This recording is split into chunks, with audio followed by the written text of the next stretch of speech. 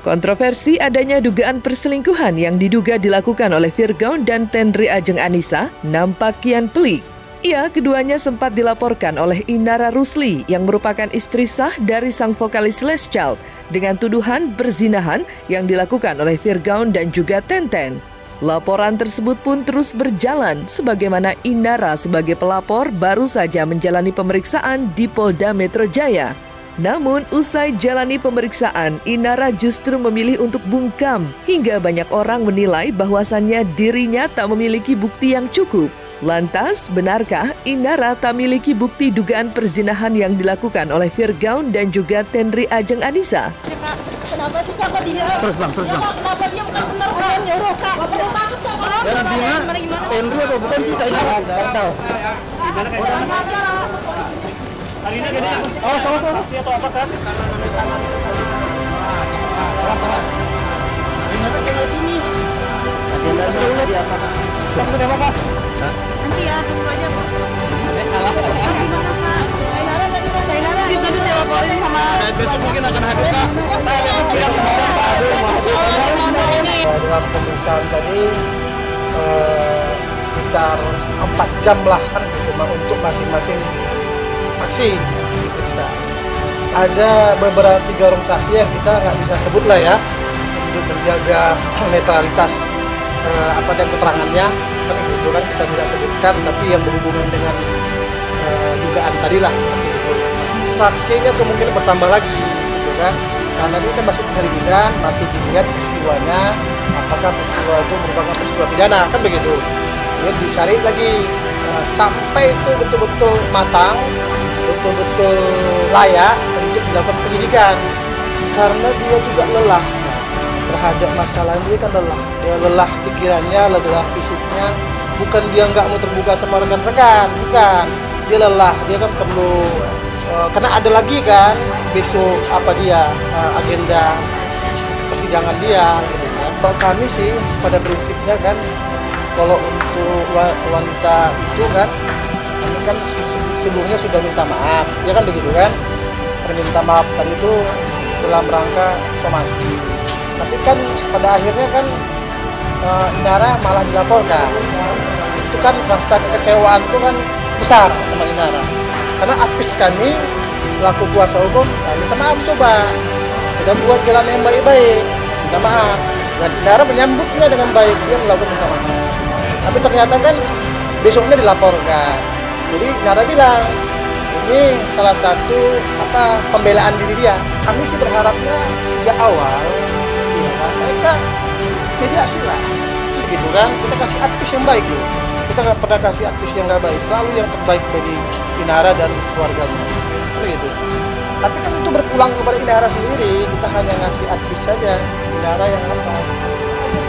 Intinya kalau kami yakin 100% dengan klien kami bahwa tidak ada terkait dengan seperti apa yang dituduhkan oleh Inara. Tunggu aja, karena ini postingan yang sudah dihapus, jadi take down sama dia, jadi butuh pemeriksaan lebih lanjut. Nggak bisa, walaupun polisi tahu dia yang langsung, karena ada pernyataan permohonan maaf kemarin itu kan. Sebenarnya kan kita udah jelas permohonan maafnya itu kenapa kita anggap kurang, karena tidak terkait dengan pelapor, itu aja. Kalau dia sakit hati gara-gara ngerasa udah minta maaf terus kok masih dilanjutkan, buktinya tanggal 6 dia lapor. Laporan tanggal 6 kan? Baru dipublish kemarin. Berarti itikadnya apa? Ya apa-apa. Justru kami menghargai ini dan kita lihat. Ingat, kalau dia tidak terbukti dengan laporan perzinannya, bakal ada laporan lagi balik ke dia. Laporan palsu dan fitnah. Pasti marah, sedih sih pasti. Kecewa juga karena sampai bawa-bawa ke keluarga segala macam. Itu yang bikin sakit hati banget. Bukan pelapor, disebut pelapor apa nggak?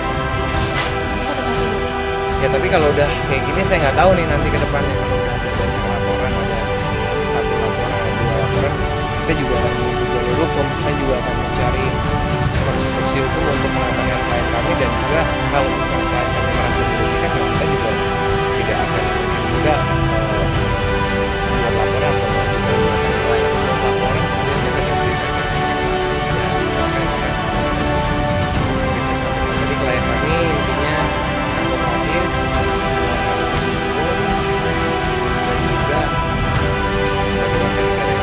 kita ada beberapa bukti. Kan kita di sini tidak perlu sampaikan itu ya. Itu ada di proses hukum nanti. Ya. Tapi kita ada beberapa bukti. Nah, salah satu buktinya yang kita sampaikan tadi, yang itu. Kalau yang bukti yang lain kita nggak perlu sampaikan lah ya, karena ada video, ada chat, segala macam lah ya. Bukti chat itu saya nggak tahu apa-apa. Kayaknya itu sebelum saya kenal sama dia, dan cewek-cewek yang disebutin itu saya nggak kenal sama sekali. Terus kemudian ada juga foto yang di belakang itu tempat saya, terus saya dituduh ngekos bareng, padahal saya nggak pernah seumur hidup ngekos bareng sama laki-laki. Terus saya dituduh ke Kalimantan, saya nggak pernah ngajakin kaki saya ke Kalimantan, Pak. Ya silakan, kenapa nggak dipublish dari awal?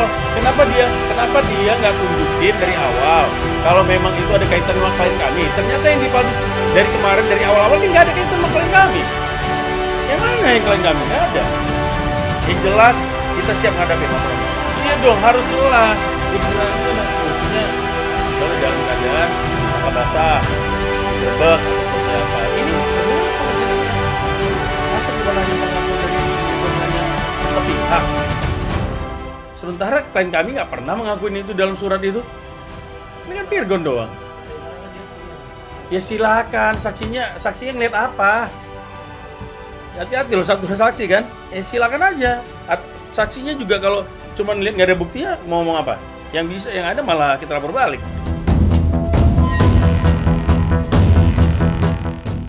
Sama halnya dengan apa yang dilakukan Inara, Virgon yang juga tak banyak bicara dan memilih diam ketika ditanya perihal gugatan perceraiannya, kini hal itu menimbulkan adanya sebuah kejanggalan.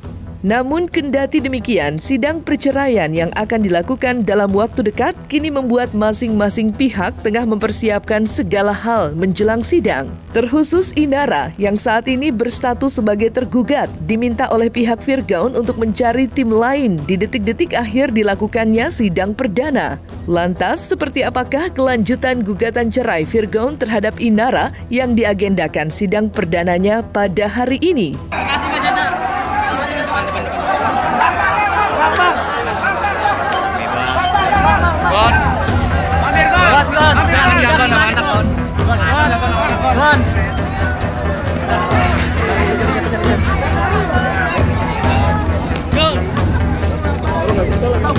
Gon, jalan sidang gimana bang? Bang, maaf ya mas ya. Transfer tadi. Tadi kita mintakan ke penyidik, tolong ini digali lagi. Transfer tadi yang menggunakan beberapa catatan-catatan yang kita anggap aneh-aneh kan begitu, yang kita duga aneh begitu. Tidak ada beberapa keterangan saksi lainnya nanti yang mau diperiksa lagi. Ada beberapa lah saksi lainnya. Masih pemanggilan saksi. Oh ya, ini masih panjang, masih penyelidikan, masih mencari peristiwa pidananya. Sidang besok kebetulan kami memberitahukan kepada Inara karena kami konsen di sini coba cari tim lain untuk apa namanya, untuk mengurus perceraiannya kan begitu. Kalau kami semua kan juga kan makan waktu juga gitu. Jadi kami minta Menara coba deh cari tim lain untuk proses perceraiannya. Dengan keputusan yang sama bahwa ingin berproses untuk melakukan proses perceraian, tapi seperti itu sampaikan secara baik-baik. Virgon kan nggak menyangka Inara akan melakukan itu, dan Inara pun sudah, aku tanya kenapa dipublish, dia udah nggak kuat lagi. Dia rasa itu salah satu jalan untuk Virgon pulang. Jadi dia mempublish itu bukan dengan kebencian, tapi dengan harapan Virgon sadar dan kembali pulang ke rumah, jadi ayah yang baik, menjadi suami yang baik untuk anak-anaknya, dan menghentikan semua kesalahan-kesalahan yang pernah dilakukan itu. Gak ada curhat aneh-aneh bang, beliau cuma curhat minta tolong jadi mediasi dia sama Virgon, itu aja. Dan tugasku kan udah selesai bang, udah sampaikan. Ternyata dari pihak Virgonnya tidak berminat untuk melanjutkan pernikahan, menggugat cerai melalui pengacaranya begitu. Jadi Inara sih sebetulnya maunya mereka berdua merenung, kemudian mondok dulu berdua kemana. Itu dari curhatan Inara sama aku, tolong sampaikan ke Virgon. Aku udah sampaikan dan ternyata responnya tidak berminat.